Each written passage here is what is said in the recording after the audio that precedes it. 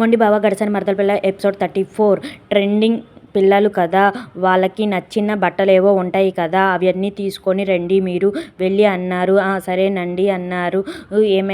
ఎవరేమైనా అన్నా ఫీల్ అవ్వమాక అని అన్నారు. సరేనండి. శ్యామ్ గారికి గారు కూడా చెప్పారు. డబ్బులు అంతా తీసుకొని రేపు మగపిల్లల్ని తీసుకొని వెళ్ళి కార్ తీసుకొని వెళ్ళండి అని అన్నారు. మామయ్య గారుకి నాకు నాన్నగారికి బయట పనులు ఉన్నాయి అని చెప్పారు. శ్యామలాదేవి గారు సరేనండి అని అంది. రోజుకి వ్యూస్ తగ్గిపోతున్నాయి సార్, కొంచెం చూడండి. ఈ స్టోరీ నచ్చకపోతే చెప్పండి. లక్ష్మి గారికి ఏదైనా పని చెప్తే ఆ పని చేసేదాకా ఆమె ప్రశాంతంగా ఉండదు. అలాగే ఇటువైపు ప్రసాద్ గారు వర్మ గారు కూడా చెప్పారు. శ్యామ్ గారు కూడా చెప్పారు.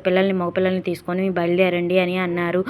బట్టలు చేనేతవి అవి అంటే ఈ కాలం ట్రెండింగ్ పిల్లలు తీసుకోరు. అలాగే నేను రేపు రాముల వారి గుడికి వెళ్ళాలని ప్రసాద్ గారు భార్య చెప్పింది. సరే వెళ్ళిరండి, ఈ అమ్మాయిని కూడా తీసుకొని వెళ్తున్నాను, మిగతా వాళ్ళని తీసుకొని వాళ్ళని రమ్మనండి అని చెప్పింది.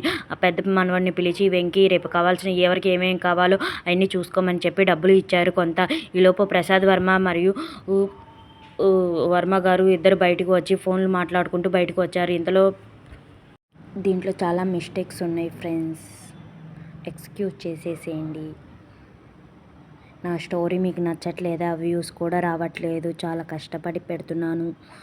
ఈ స్టోరీ నేనే రాశాను కదా, కొంచెమైనా లైక్ కొట్టండి ఫ్రెండ్స్.